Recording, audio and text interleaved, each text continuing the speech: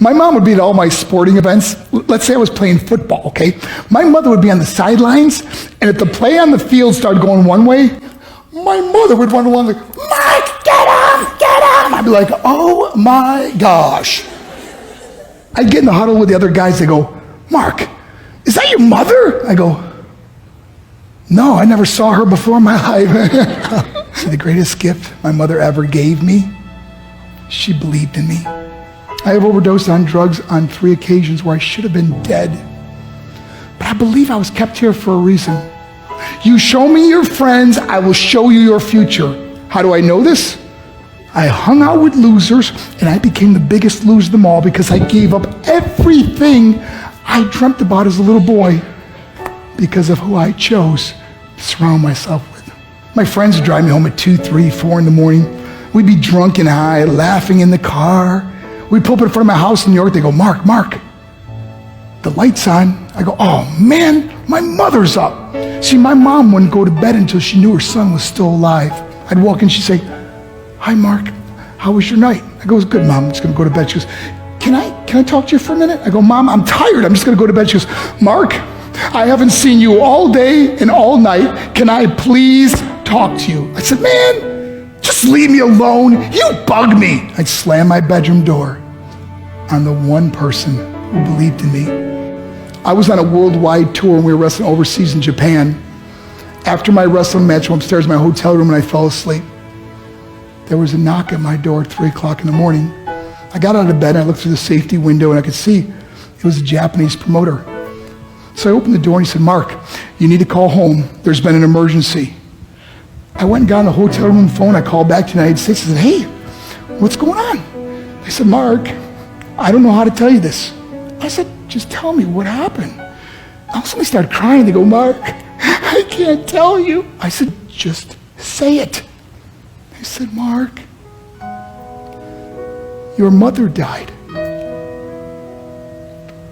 I just threw the phone down. I ran out of my hotel room. I took the elevator to the lobby, and when the doors opened up, I just ran out into the street. I mean, there was no cars, there was no people. It was 3 o'clock in the morning.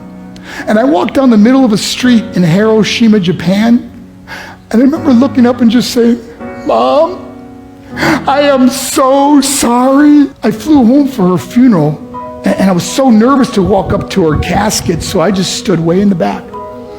And I kept looking from a distance. I kept thinking to myself, Mom, please wake up. Please get up. And then I finally got the nerve to walk up to her. And as I got closer, I could see my mom for the first time. I mean, she was so beautiful. She was dressed in white. I mean, she looked like an angel. And I just stood over and I said, Mom, you are my hero. Everything I am, everything I hope to be was because of you. You loved me so much. You gave me a life. You're the only one that ever believed in me. How did I repay her? By getting drunk, by getting high, by getting stupid, by hanging out with losers. For what? All she ever wanted to do was talk to me. I wish I could talk to you now, Mom. I wish you could see what I'm doing. Why couldn't I have been a better son? We are defined by our choices. But if you surround yourself with people involved in drugs and alcohol and pills, it's a dead end. I'm not here to preach to you. I'm here to tell you I lived that life. It leads to broken hearts, broken relationships, broken dreams, and death. For what? To get high? If you have a mother or a father, when you go home, tell them how much you love them. See, my whole life was about being rich and famous. I had to be a millionaire. I had to win the race. I had to win the race at the expense of my marriage, my family, my friends. For what? To be all alone in the world? I learned what is truly important, and that is how precious this gift of life is, and our families, and how quickly it can be taken away. See, I no longer live in time. I live in moments. See, it's not what's in your pocket that matters. It's what's in your heart that truly matters. Love Love is just a word until somebody comes along and gives it meaning.